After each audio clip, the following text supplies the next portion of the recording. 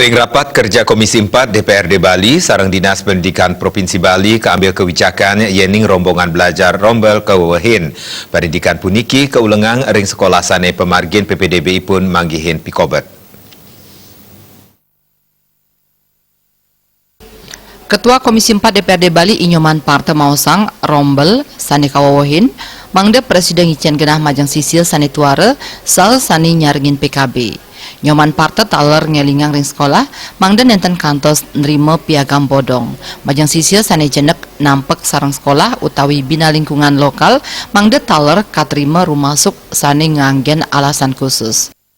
Kita setuju ada penambahan ruang kelas baru di sekolah-sekolah yang memang belum mencapai 12 ruangan. Jadi ada yang 8 bisa ditambah, ada yang 10 bisa ditambah. Kita berharap tidak ada lagi masyarakat yang melakukan penyegelan terhadap sekolah. Karena ini sudah solusi yang kita lakukan. Untuk 2019 kami bertanggung jawab untuk pengadaan gedung. Kami sangat ingin ada sekolah baru, tetapi kan terbentur menyangkut tentang lahan 2 hektar. Oleh karena itu yang mungkin kita lakukan adalah mengangkat ke atas ruang kelasnya. Kepala Dinas Pendidikan Provinsi Bali Tia Kusuma Wardani Mausang, peraturan gubernur patut kemedalang mangde hasil parum puniki presiden kelaksanayang.